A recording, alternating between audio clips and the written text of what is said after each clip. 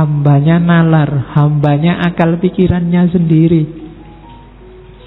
Yang didewa-dewakan, yang dinomorsatukan bukan Allah, tapi kebenaran versinya.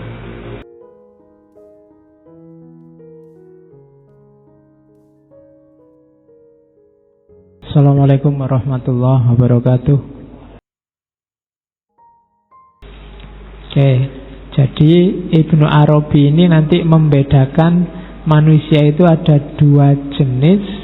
Yang pertama insan kamil, manusia sempurna, manusia otentik, original, asli, sama manusia binatang, al-insan, al-hayawan. Manusia binatang ini manusia yang casingnya saja manusia.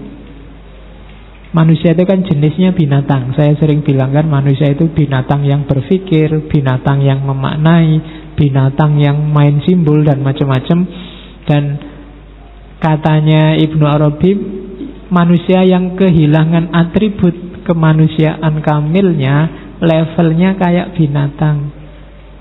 Bedanya hanya di diferensia. Diferensia itu kambing sama ayam, itu kan beda, tapi kan sama-sama binatang. Nah, nanti ada satu jenis binatang lagi namanya manusia. Itu kalau atribut-atribut kemanusiaannya nggak dipakai, atribut-atribut kesejatiannya dibuang. Jadi kamu tinggal milih sekarang hidupmu mau jadi insan kamil apa insan hayawan. Ya insan hayawan itu jelas orientasinya ke bawah, tidak ke atas. Yang dipikir dunia, dunianya jadi nomor satu. Kalau dunia nomor satu, ya Allah nomor dua, nomor tiga, nomor empat. Kalau cita-citamu hanya menaklukkan dunia, menaklukkan lingkungan sekelilingmu, menaklukkan Indonesia, menaklukkan Ahok, ya yang lain nomor sekian berarti. Pokoknya apapun yang terjadi harus itu berarti nomor satu dia. Jangan sampai jadi nomor satu. Yang boleh nomor satu dalam hidup kita hanya Allah. Oke. Nah, orang yang orientasinya ke bawah nanti jatuh bahkan bisa lebih rendah dari binatang. Kita menyebutnya asfala safilin. Di bawah lebih ke bawah lagi. Nah, jadilah insan kamil. Insan kamil adalah abdu rabbih. Kalau insan hayawan itu kebanyakan abdun nazar. Ini saya tidak tahu Ibnu Arabi sedang nyindir kita apa enggak. Dia tidak menyebut abdun nafas, tidak menyebut hambanya hawa nafsu, tapi hambanya nalar, hambanya akal pikirannya sendiri. Yang didewa-dewakan, yang dinomorsatukan bukan Allah, tapi kebenaran versinya. Dianggapnya hidup seperti itu, pikiran seperti itu, yaitu yang benar dan paling benar. Jadi itulah yang dia sembah. Jadi Abdun Nazar lawannya Abdur Rabb. Katanya Ibnu Arabi, ya insan kamil ya makomnya tetap Abdur Rabb, hamba Tuhannya, bukan hamba persepsinya, bukan hamba persangkaan-persangkaannya, bukan hamba pendapat-pendapatnya. Apa tidak boleh meyakini pendapat kita benar? Boleh. Tapi sambil tetap yakin karena aku ini manusia bisa salah, ya pendapatku mungkin salah, mungkin keliru. Ini semangat ini susah ditemukan. Mungkin memang susah untuk merasa bahwa aku bisa keliru. Oke, kita ngomong kayak gini biasanya untuk orang lain, tapi untuk diri kita sendiri berat. Ngomong bahwa aku itu bisa salah loh, itu susah. Selalu kamu kan manusia, bisa salah toh kan gitu. Kalau gitu gampang. Tapi kita selalu yang benar itu milikku. Orang yang kayak gini sebenarnya selain bahaya karena Allah nggak nomor satu, dia bahaya karena nggak bisa berkembang lagi. tidak bisa berkembang itu, dia sudah final. Dia menganggap pikirannya sudah selesai, ya ini yang paling benar. Padahal kan di awal sudah diyakinkan bahwa kita ini manusia, pandangan kita terbatas, wawasan kita terbatas, banyak sekali ketidaksempurnaan dalam diri kita. Maka pikiran-pikiran kita juga terbatas, wawasan kita juga terbatas. Sepinter-pinternya orang, wawasannya terbatas. Sak jago-jagonya Habibie misalnya, kamu anggap dia jenius, IQ-nya berapa? Dalam banyak hal mungkin ada hal-hal yang kamu ketahui Habibie tidak tahu. Mungkin Habibie tidak ngerti gimana caranya gitaran, Habibie tidak ngerti gimana caranya nyedot rokok dengan sudut yang paling enak. Itu tidak ngerti Habibie. Gedenya nggak pernah ngerokok. Itu kan yang penting tidak ngerti kan, dia juga tidak tahu segalanya, sejenius apapun. Donald Trump yang sekaya itu, dia merasa bisa membeli segalanya, sangat banyak yang dia tidak tahu dan tidak ngerti. Sopo tinggal kamu sebut Einstein kah, atau filosof-filosof yang kita bahas 100 pertemuan lebih, banyak dia yang tidak tahu. Sak jago-jagonya Ibn Rus mungkin dia belum pernah lihat binatang yang namanya kerbau apa bebek. Karena Spanyol, Timur Tengah, zaman abad keberapa mungkin tidak ada. Ya kan? Tidak, kita terbatas kok. Kebenaran yang kita tahu hanya sejangkau pengalaman kita, yang sempat mampir di kepala kita. Itu saja. Maka jangan disembah nalarmu, jangan disembah pikiran-pikiranmu. Merasalah selalu bahwa masih banyak yang harus kamu ketahui, bahwa untuk kepentingan pragmatis, praktis kamu butuh pengetahuan-pengetahuan tertentu, ya.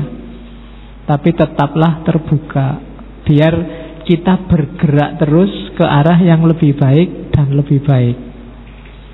Oke, biar tidak dituduh oleh Ibnu Arabi kita ini hamba nalar. Yang kita dewakan kebenaran pikiran kita sendiri, bukan Allahnya. Oke, jadi itu kategori-kategori awal sebelum kita masuk ke insan kamilnya. Terus, apa sih insan kamil itu? Jadi manusia itu satu-satunya makhluk di dunia ini yang sifatnya sintesis, jamaiyah. Kalau dalam Futuhat, majmuk. Jadi segala atribut, segala karakter alam semesta, juga bahkan karakter ketuhanan ngumpul dalam diri kita yang namanya manusia. Jadi kalau bahasa mudahnya, jasad kita yang lahir ini mikrokosmos, sementara dimensi batin kita itu ilahiyah sifatnya. Jadi manusia itu lengkap. Kita mengandung semua kandungan alam semesta, sekaligus dalam diri kita ada penggerak yang asalnya langsung dari Allah. Wa nafakha fihi min ruhi. Oke. Maka insan kamil itu mudahnya ketika seseorang sadar akan jati dirinya dan mampu mengaktualkan potensi ilahiyah yang ada dalam dirinya. Jadi semua yang tidak mengarah ke situ tidak esensial bagi insan kamil. Jadi rumusnya itu, makanya sadarilah dirimu bahwa alam semesta itu ada dalam dirimu. Segala unsurnya, apapun itu ada. Makanya kita disebut mikrokosmos. Maka tugas awal seorang manusia itu bukan memahami keluar, tapi muhasabah ke dalam. Coba baca dirimu ke dalam, serius. Lihatlah apa saja faktor, variabel, unsur yang mengkonstitusi hidupmu, lahir maupun batin. Kalau ketemu dirimu yang sejati, berarti kamu sekaligus memahami makrokosmos dan memahami Tuhan.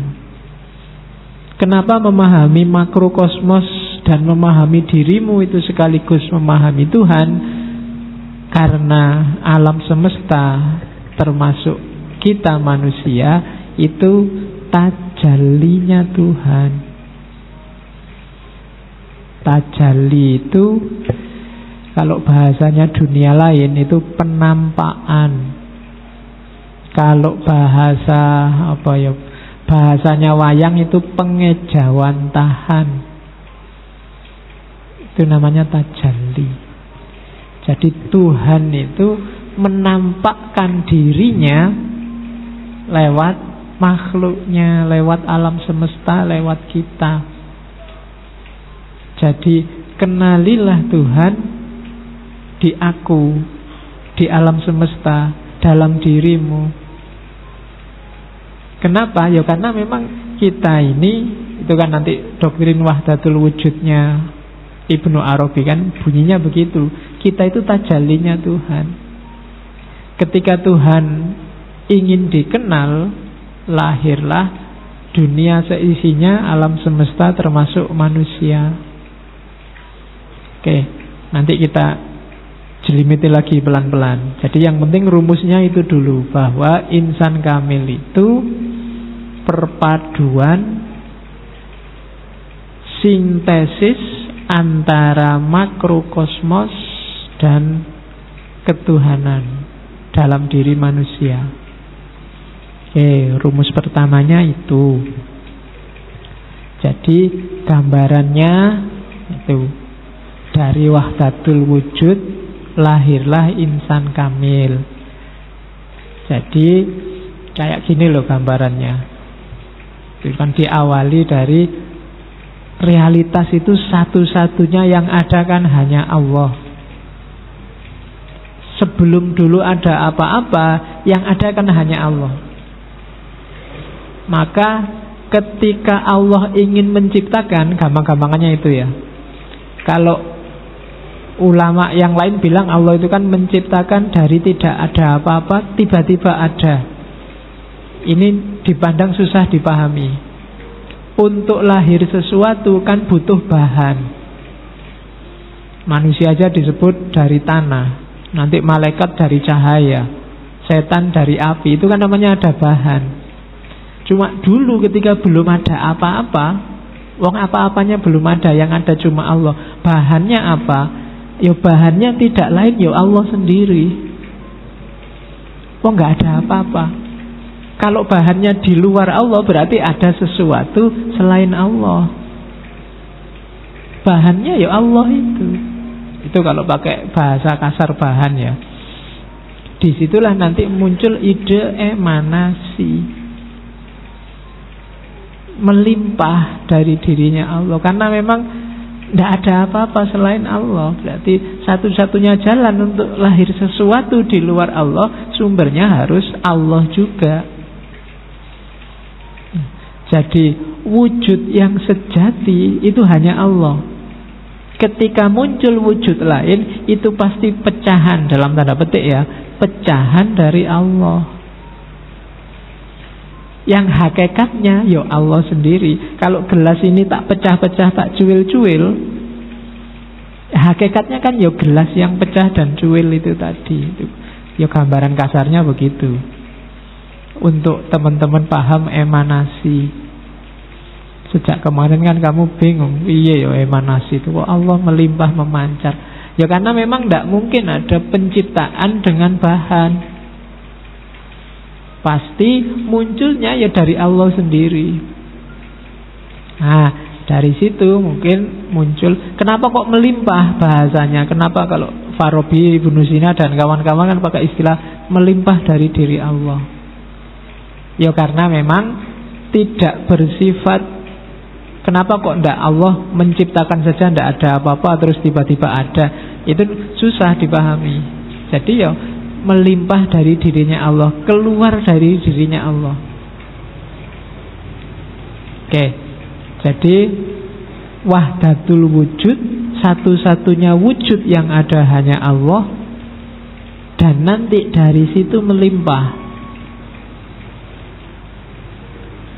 Lahirlah manusia termasuk alam semesta.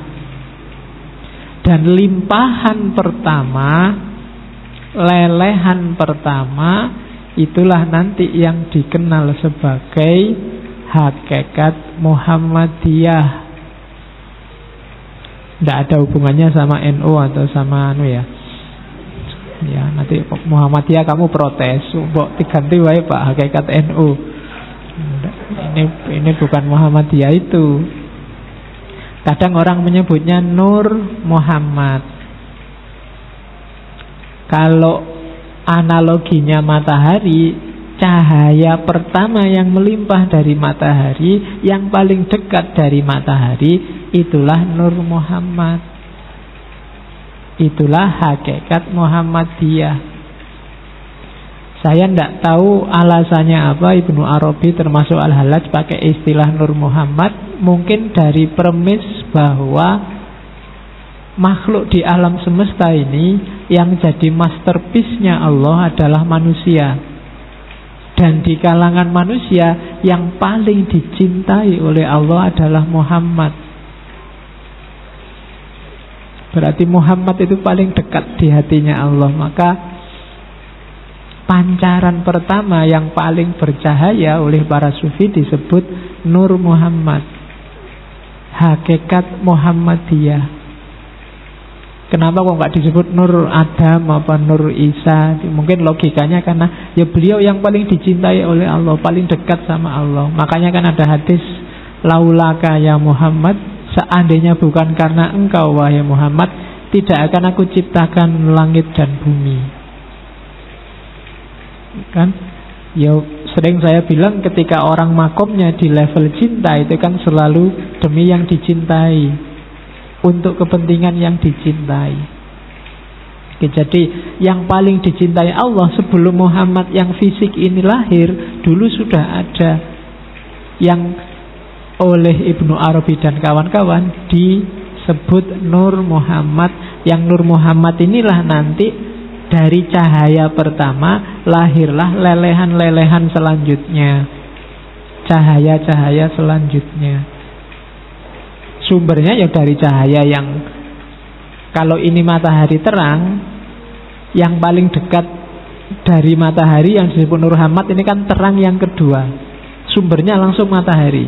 Tapi terang yang ketiga sumbernya ya terang yang kedua ini tadi. Nanti terang yang keempat sumbernya terang yang ketiga, terang yang kelima sumbernya terang yang keempat, dan seterusnya. Jadi benchmark paling utama, yang paling dekat, paling mirip dengan Allah itu Nur Muhammad. Maka nanti insan kamil adalah mereka yang bisa membersihkan dirinya kemudian masuk ke level Nur Muhammad. Dialah yang paling bercahaya. Dan Ibnu Arabi tidak ngomong upaya bersatu, kesatuan dan macam-macam, karena hakikatnya memang sudah satu. Jadi Allah sama kita itu satu. Nanti ideologi kayak gini banyak di tradisi mistik timur. Kalau di Jawa disebut Gusti itu ya kasunyatan. Kasunyatan itu kalau pengen ketemu Allah ya di realitas sehari-hari ini Allah hadir. Meskipun kita sering tidak mengakui kehadiran Allah, kita menganggap Allah itu jauh ada di sana. Jadi dari wahdatul wujud menuju insan kamil. Jadi kita semua adalah cermin keberadaan Allah. Dulu sering saya analogikan, seandainya ini Allah, masjid ini isinya kaca semua. Kenapa makhluk itu bayangannya Allah? Maksudnya apa? Makhluk itu gambar yang ada di kaca. Alam semesta itu kayak gambar yang ada di kaca di sekeliling kita ini. Mungkin yang kaca sebelah sana gambarnya punggung, kaca yang sebelah kiri gambarnya pundak, sebelah kanan gambarnya pundak. Itulah alam semesta. Kalau yang sana gerak, itu kan yang gerak bukan sana tapi sini. Jadi yang sana itu cuma gambarnya, sifatnya ilusi. Dia tidak benar-benar ada. Yang benar ada ini. Jadi gambar di cermin itu bukan barang yang sebenarnya. Dia cuma refleksi dari barang yang sejati, termasuk dirimu. Kecuali kamu menghindar dari cahaya, kamu sendiri yang menjauh dari cahaya. Menjauh itu bukan berarti kamu melepaskan diri dari cerminan Allah, tapi kamu menutupi dirimu sendiri dari cahaya, sehingga kamu tidak kenal dirimu. Yang rugi ya kamu sendiri. Ya sama kayak kita bagian dari alam semesta. Kita ini mikrokosmos, alam semesta makrokosmos. Maka apapun yang terjadi dengan makrokosmos akan berpengaruh pada mikrokosmos. Kalau alam cedera, yang sakit kita. Kalau hutan kamu tebangi, yang merasakan banjir bukan hutan dan gunungnya, tapi manusia. Kalau ozonnya robek, bumi ini panas, yang kepanasan kan juga kita. Jadi alam dan kita itu saling bercermin. Kita adalah tajallinya Allah. Terus ini yang tadi sudah saya jelaskan. Jadi hakikat Muhammadiyah. Ya, jadi hakikat Muhammadiyah itu adalah limpahan Allah yang pertama, yang dari situ lahirlah alam semesta. Sifatnya nanti emanasi, gradasi. Jadi lupa katanya semua yang menciptakan Allah. Iya, cuma ada jalannya. Kayak kalian kan lahir kan tidak ada tiba-tiba kun fayakun terus kamu lahir. Kan butuh bapak ibumu pacaran dulu, terus nikah, terus malam pertama, terus bertempur baru kamu lahir. Ya kan? Ada jalannya. Jadi tidak ujuk-ujuk kok terus kita ada sebagai manusia, kita tidak. Semua ada jalannya, termasuk lahirnya alam semesta. Jadi yang dari Allah di level pertama saja, limpahan pertama. Setelah itu ikut sunatullah jalannya. Baik ketika bumi dan alam semesta ini sudah ada, maupun ketika bumi dan alam semesta belum lahir. Oke.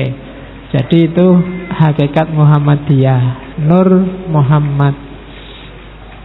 Ini nanti yang mau pakai slide ini, semoga nggak dipotong slide ini saja ya, nanti biar nggak salah paham. Nanti kamu salah. Hakikatnya Muhammadiyah itu ternyata wakilnya Tuhan, enggak. Jadi dia namanya Nur Muhammad. Ya banyak yang mengkritik, tapi cuma memang isu-isu sufistik itu menangkapnya tidak murni pakai akal. Intuisinya harus main. Nanti di Ibnu Arabi kuat imajinasi. Kalau imajinasimu nggak main, akan susah menangkap hakikat Muhammadiyah, Nur Muhammad, insan kamil. Kalau pakai akal saja agak susah. Agama itu banyak yang tidak rasional. Yang bisa menangkap yang tidak rasional itu apa? Daya imajinasi. Kalau imajinasimu tidak berputar, tidak bisa, ya susah.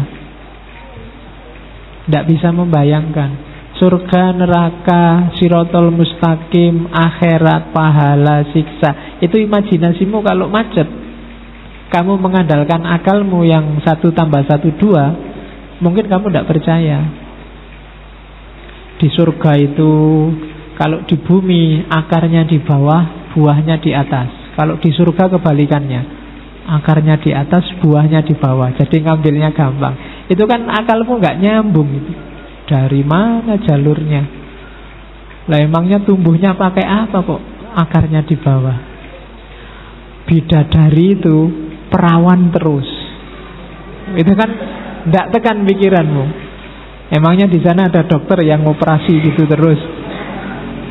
Tidak nyampe kamu akal. Tapi imajinasinya harus main. Ya imajinasi itu gampang-gampangannya kamu nonton film kartun itu loh. Film kartun itu kan kadang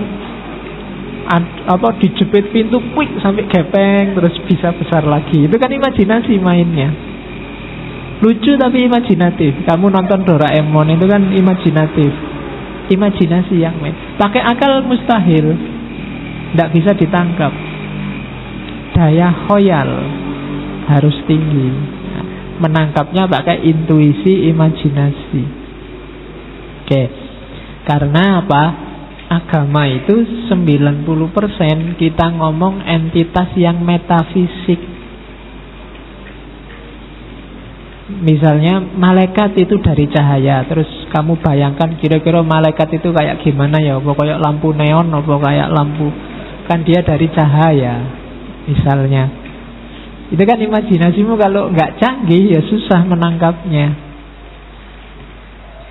Ya, termasuk tentang hakikat Muhammadiyah. Oke, terus. Oke ya, jadi sekarang manusia sebagai insan kamil. Ini agak mengulang yang tadi. Manusia ini utuh dan kamil ketika jati dirinya sebagai wakil Tuhan, khalifah Tuhan, dan rohnya Tuhan dalam dirinya ditemukan, sekaligus dia menyadari dirinya sebagai mikrokosmos. Oke. Jadi manusialah yang bisa menjelajah ke semua alam. Nanti kalau belajar Ibnu Arabi, alam itu ada banyak. Kamu kan ngertinya cuma alam dunia ini sama besok alam akhirat. Kalau di Ibnu Arabi banyak. Nanti ajaran Ibnu Arabi ini diserap oleh beberapa filosof Nusantara, misalnya Hamzah Fansuri, Syekh Siti Jenar dan kawan-kawan. Nanti lahir tentang alam ini ada martabat 7. Martabat 7 itu ahadiyah, wahdah, wahidiyah.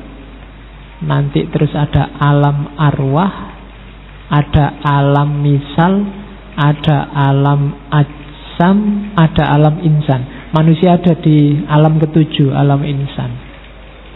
Itu namanya martabat 7. Inspirasinya dari Ibnu Arabi. Jadi alam ini tidak cuma 1 dimensi, apa 2, apa 3 dimensi, tapi dia punya 7 dimensi. Yang paling tinggi ahadiyah. Manusia bisa nyampe makom ahadiyah kalau atribut-atribut fisiknya dia tinggalkan. Ahadiyah itu fase ketika Tuhan dalam kondisi negasi. Negasi itu tidak bisa dijelaskan.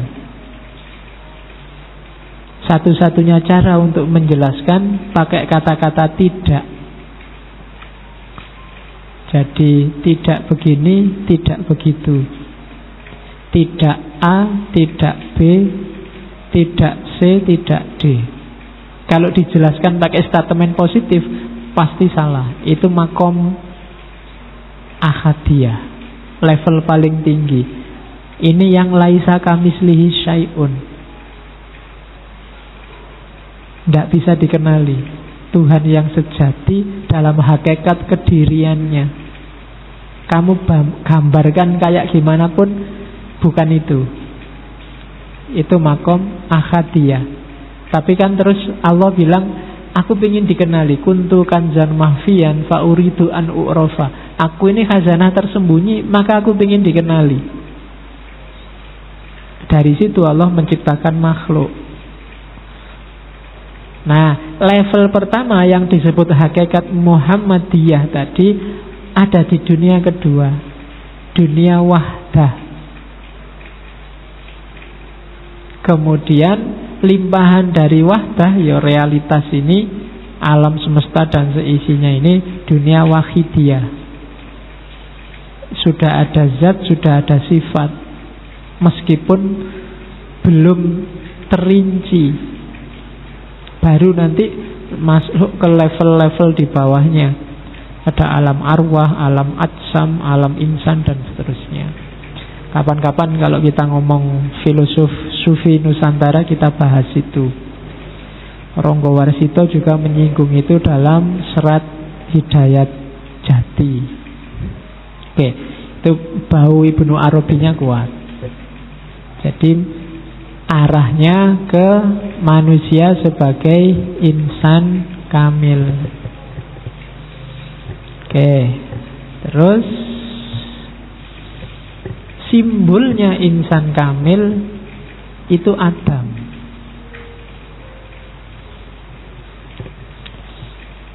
Ya, jadi kenapa Adam?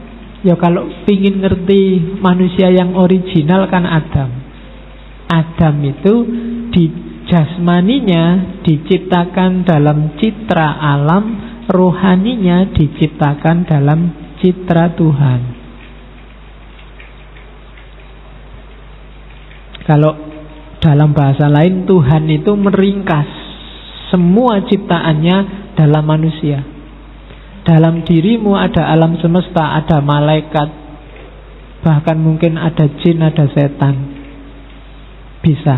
Manusia bisa kayak setan, bisa kayak jin, bisa kayak malaikat, bisa kayak alam semesta. Kamu bisa kayak hewan, bisa kayak tumbuhan. Karena Allah meringkas semua ciptaannya dalam makhluk yang namanya manusia. Bahkan dirinya sendiri ditiupkan ke dalamnya. Jadi itulah hakikatnya manusia. Oke. Dalam citranya itu seperti apa sih Pak? Wa khalaqa Adam ala suratihi. Apa sih maksudnya manusia diciptakan dalam citra? Kamu kan bingung dengan kata-kata citra itu. SBY sukanya pencitraan. Terus siapa kalau ada orang yang kamu benci melakukan kebaikan, kamu tuduh pencitraan. Apa sih janjane citra itu? Jadi yang dimaksud ala suratihi itu dalam diri manusia diberikan semua nama-nama Tuhan sebagai potensi karakternya. Semua nama Tuhan, sebut saja Asmaul Husna, itu dalam dirimu ada semua. Rahman, Rahim, bahkan Khalik, Musawwir, Ra'uf, dan seterusnya. Itu kamu punya semua karakter itu. Pencipta, manusia bisa banyak mencipta. Dia punya sifat namanya kreatif, ya kan? Sampai lahir gelas, lahir teh, ini kan pencipta.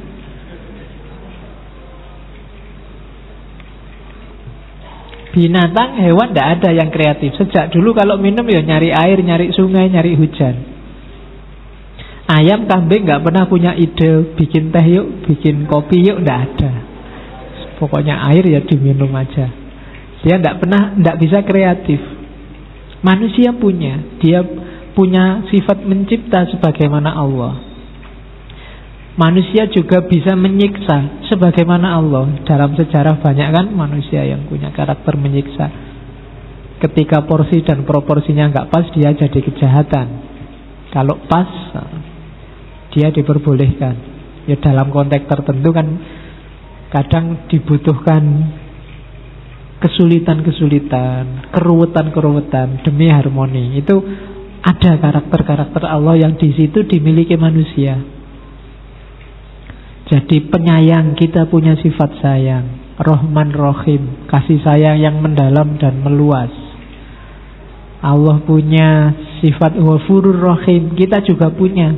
Meskipun sekarang umat Islam susah memaafkan, tapi kita punya sifat memaafkan itu. Jangan lupa. Maka banyak sufi bilang li utamima makarimal akhlak, sebagaimana hadis Nabi itu adalah takholak bi akhlakillah, berakhlak dengan akhlak Allah. Apa bisa Pak? Bisa. Kenapa? Karena dulu Allah menciptakan kita ala suratihi, sesuai gambarnya Allah. Gambarnya Allah itu ya mestinya bukan gambar fisik, wong Allah bukan fisik. Gambaran batin,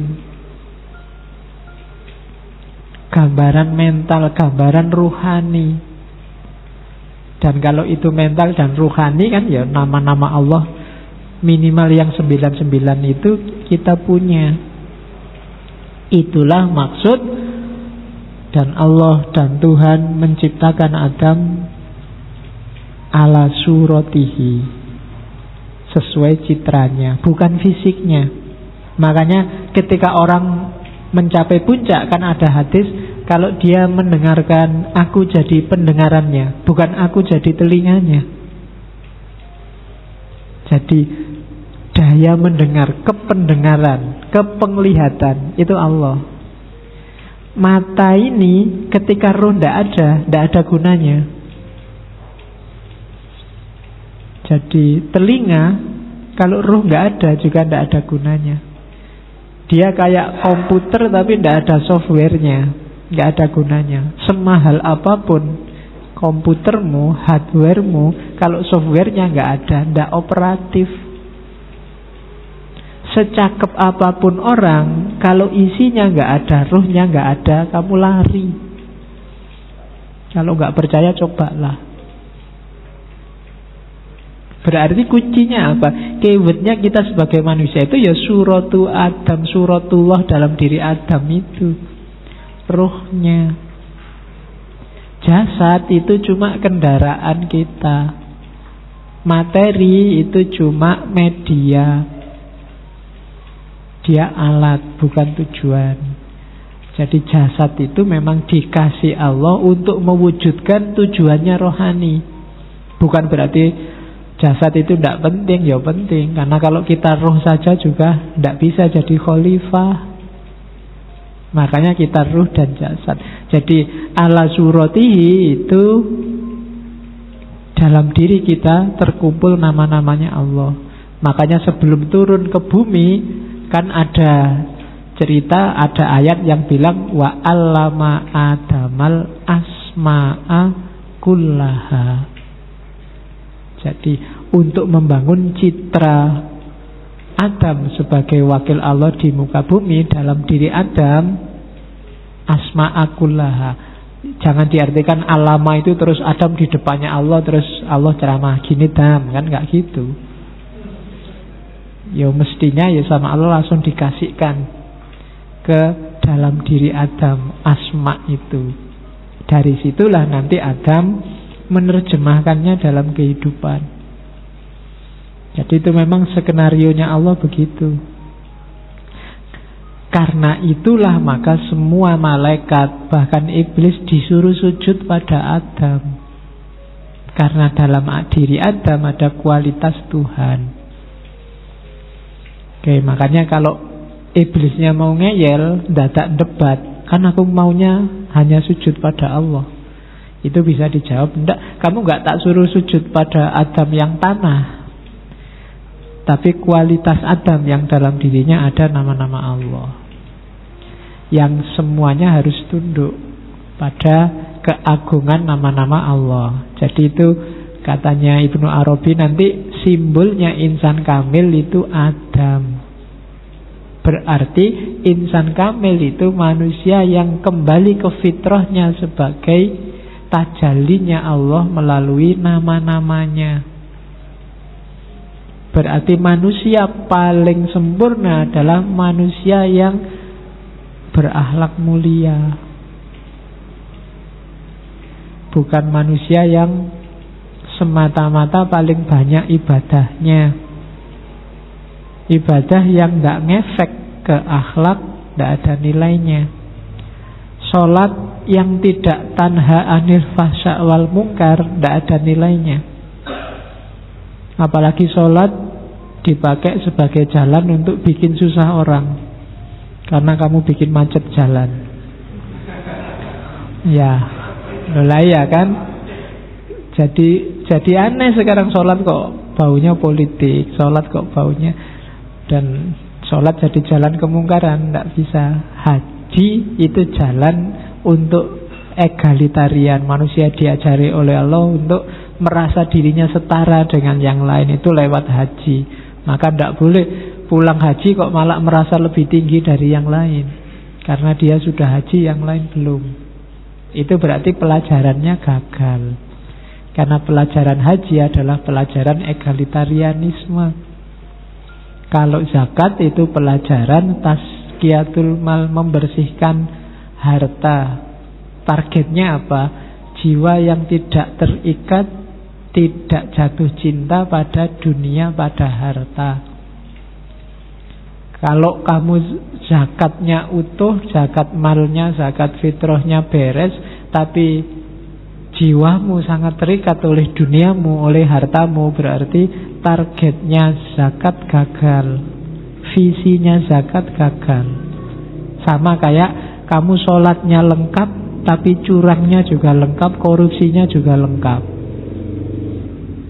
Itu sholat yang tidak ada gunanya. Ada sholat yang malah bikin kamu masuk neraka. Kalau surat Al-Ma'un itu kan, alladzina yura'una, orang yang sholat tapi pamer,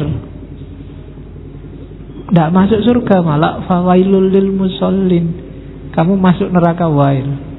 Kalau sholatnya untuk pamer, untuk menunjukkan bahwa kamu orang alim, bahwa kamu komitmen pada agama, meskipun sedang musafir tetap sholat dan masuk TV. Itu loh ya, itu kalau ada nuansa biar yang lain tahu betapa kita ini membela, itu berarti riya. Jadi hati-hati menata hatinya ya. Oke, jadi bukan dilarang, cuma saling menjaga, saling mengingatkan. Oke ya, jadi itu insan kamil. Kuncinya ada pada akhlak. Takholak bi akhlakillah, hidup dengan landasan asmanya, nama-nama Allah. Oke. Terus, nah, ini ada definisi yang berbeda kalau di Ibnu Arabi. Selama ini kita memahami khalifah itu Allah di sana, kita di sini, alam semesta di sini. Terus kita disuruh oleh Allah untuk ngopeni alam semesta. Itulah khalifah. Katanya Ibnu Arabi tidak begitu. Kalau modelnya Allah di sana, aku di sini, alam di sana, itu kan berarti aku yang hadir di alam, Allah tidak hadir, dia ada di sana. Aku di bumi ini mewakili Allah, ngurusi alam. Padahal Allah itu kan ya selalu ada di sekitar kita terus. Ngapain butuh diwakili? Kalau maknanya khalifah itu diwakili, kan harusnya Allah tidak ada sekarang, kita yang mewakili jadi Allah sekarang di dunia ini. Maksudnya khalifah itu bukan di situ, katanya Ibnu Arabi. Khalifah itu pengganti. Pengganti dalam arti apa? Kitalah yang paling mirip dengan Allah di antara semua makhluk lainnya. Jadi khalifatullah fil ardi adalah makhluk yang paling dekat karakternya dengan Allah di muka bumi. Maka ketika kamu nanti takholak bi ahlakillah, itulah jati dirimu yang sejati. Kalau kamu tidak melakukan itu di muka bumi, berarti kamu sedang mendistorsi hakikatmu sebagai manusia. Jadi rumusannya begitu. Karena awas salah, katanya Ibnu Arabi. Kayak Barat kan merasa kitalah yang menguasai dunia, alam semesta, mari kita taklukkan, kita tundukkan semuanya di bawah kekuasaan kita. Akhirnya diperas habis-habisan alam, kita nanti bingung sekian ratus tahun ke depan sumber daya habis. Itu salah memposisikan makna khalifah. Jadi khalifah itu penggantinya Allah. Bukan berarti Allah tidak hadir. Allah itu selalu hadir. Cuma kitalah yang paling dekat, paling mirip dengan Allah. Sehingga kekamilan kita, kesempurnaan kita sebagai insan adalah ketika kita semakin mirip dengan Allah. Maka insan kamil adalah orang yang mirip, orang yang karakternya adalah karakter ketuhanan. Hidupnya mencerminkan asma-Nya Allah, nama-namanya Allah. Oke. Jadi itu makna insan kamil sebagai khalifah. Terus ada lagi sekarang insan kamil tadi sebagai mikrokosmos. Mikrokosmos itu positioningnya, kalau dalam dirimu ini kan tadi saya bilang kuncinya dirimu kan di roh. Sama, alam semesta ini kuncinya ada di manusia. Posisinya manusia yang mikrokosmos di depan makrokosmos itu sama kayak posisinya roh dalam diri manusia. Jadi insan kamil inilah yang menjamin bumi ini, dunia ini masih hidup. Kalau tidak ada lagi insan kamil, semuanya isinya binatang, setan, itulah saatnya kiamat. Kenapa? Tidak ada ruhnya lagi sudah. Makanya ada hadis, selama masih disebut nama Allah, berarti masih ada orang yang berperilaku sebagai insan kamil, berakhlak dengan akhlaknya Allah, kiamat tidak akan terjadi. Berarti apa? Ruhnya masih ada, masih hidup. Tapi begitu insan kamilnya tidak ada, ruhnya hilang. Jadi itulah posisinya manusia. Jadi manusia itu penting. Maka kamu jangan nakal-nakal, nanti kiamatnya cepat. Semakin habis insan kamil ya semakin dekat kita sama kiamat. Kenapa? Karena kita ruhnya. Rusaknya dunia ya karena manusia, harmoninya dunia karena manusia. Jangan salah. Tidak karena yang lain. Ya kan? Kenapa kok ozon robek? Kamu kan selalu menyalahkan ini karena pemanasan global. Ya tidak, pemanasan global ya ujungnya manusia. Banyak bencana. Kalau dicermati nanti ujungnya ketemunya manusia lagi. Banjir Pak sekarang. Ya mesti manusia. Kalau nggak percaya coba dicek. Ya kan? Jadi diri kita ternyata tidak mencerminkan asma Allah dalam banyak hal. Kenapa umat Islam kok susah ya diajak kebersihan? Kenapa susah diajak tertib? Kenapa susah diajak harmonis? Ya karena itu tadi. Kita melupakan hakikat keinsan kamilan kita. Jadi jadilah manusia yang sejati, yang utuh. Jadilah insan kamil biar umurnya dunia ini masih lama. Kalau enggak, begitu kita kehabisan stok insan kamil, yang tersisa berarti tinggal ya al-insan al-hayawan. Makanya ada hadis yang bilang generasi yang mengalami kiamat adalah sejelek-jeleknya generasi. Karena apa? Di era kiamat berarti sudah tidak ada lagi insan kamil, tidak ada lagi orang yang dekat sama Allah, tidak ada lagi yang mentasarufkan nama-nama Allah dalam kehidupannya. Jadi insan kamil itu khalifah dan sekaligus mikrokosmos. Dia cerminan citranya Allah di muka bumi dan dia kunci dari ketertiban dunia dan kehidupannya. Posisinya kayak roh di atas jasad. Dan alam semesta ini kan memang disediakan oleh Allah untuk manusia, untuk rohnya, untuk intinya. Maka kamu gak perlu sungkan-sungkan, Pak saya mau membelih ayam Pak, tapi kok kasihan ya. Tidak apa-apa kalau memang butuh itu. Tidak dosa, diperbolehkan sama Allah. Kamu korban, ada yang belih besar-besaran sapi, kambing, terus kamu wah ini pembantaian besar-besaran. Ya kalau memang diperlukan, dibutuhkan, tidak apa-apa. Jadi karena alam ini untuk kita, cuma hati-hati itu tadi. Jangan berlebihan, juga jangan kekurangan. Berlebihan akibatnya harmoninya rusak. Kalau harmoni, biasanya kalau sudah berlebihan apa kekurangan, itu yang bunyi sudah kebinatangan, bukan lagi kekamilan. Jadi tugas kita sebagai manusia untuk mewujudkan amanah dari Allah sebagai mikrokosmos dan sebagai khalifah.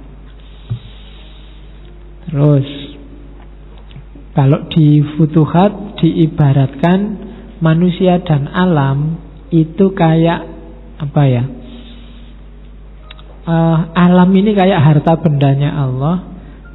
Manusia ini kayak segelnya, kayak gemboknya atau stempelnya lah kalau hari ini. Jadi mutiaranya, isinya alam semesta kalau itu dianggap mutiara, stempelnya yang menjaga barang ini jadi kunci. Selama kuncinya ada, barangnya aman. Tapi kalau kuncinya nggak ada, habis. Itu kenapa begitu insan kamil nggak ada, kiamat. Sama kayak kamu punya peti, isinya barang-barang berharga, gemboknya hilang. Wassalam. Wong kadang-kadang gemboknya ada aja dicongkel, apalagi gemboknya hilang. Dan insan kamil itu gemboknya ini tadi yang mengamankan. Dunia ini khazanahnya Allah, alam semesta khazanah Allah. Gembok ini kan mewakili kehadiran yang punya peti, yang punya barang. Dengan adanya gembok, barangnya aman. Itulah kenapa manusia disebut khalifah. Jadi manusia jadi wakilnya Allah. Dengan adanya manusia yang mewakili Allah, alam semesta aman. Dengan adanya gemboknya yang mengamankan barang, isinya aman. Oke. Jadi itulah posisinya Adam di atas alam semesta. Posisinya manusia di atas alam semesta. Oke ya. Jadi jangan malah kontraproduktif. Kontraproduktif itu gemboknya malah ngerusak isinya. Itu yang banyak terjadi hari ini. Harusnya mengamankan malah merusak. Itu manusia. Oke. Ya contohnya banyak. Tinggal kamu cari sekelilingmu. Yang harusnya bikin aman malah bikin kacau. Akibatnya apa? Ya rasakan sendiri. Ketika yang di dalam rusak, ya otomatis gemboknya juga tidak selamat. Kalau yang di dalam karatan, gemboknya juga akan ikut karatan. Jadi itu hubungan Adam sama alam semesta. Nah, jalannya sekarang. Tadi baru definisinya. Oke, kita ngaji sak jam sudah ya. Ibnu Arabi nulisnya ratusan halaman. Futuhat itu 560 bab. Futuhat Makkiyah 6 pasal. 6 pasal itu pasal makrifat, muamalah, ahwal, makomat, kemudian munazalah, kemudian manzilah 6. Manazil, munazalah ya 6. Jadi itu futuhat 6 pasal. Ngapal ke pasalnya gampang, cuma 6. Kamu ngapal ke babnya 560. Itu penting. Nanti kita cuplik satu bab di bagian akhir tentang karakter wali. Jadi insan kamil ini kita bisa nyampe ke makom insan kamil jalurnya 2. Yang pertama adalah izin Allah, pertolongan Allah. Yang kedua usaha kita sendiri. Jadi kamu nyampe makom insan kamil itu bisa anugerah dari Allah. Bisa kamu upayakan sendiri step by step. Kalau sufi ada ahwal, ada makom-makom. Biasanya dua hal ini simultan. Ketika kamu berusaha naik makom sampai insan kamil, Allah menganugerahimu. Ketika kamu setengah jalan, kamu dikasih semuanya sama Allah. Itu kasih sayangnya Allah. Ketika kamu berniat, kan Allah bilang, kalau kamu mendekatiku selangkah, aku mendekatimu 10 langkah, 100 langkah. Jadi ini biasanya simultan. Meskipun ada orang tertentu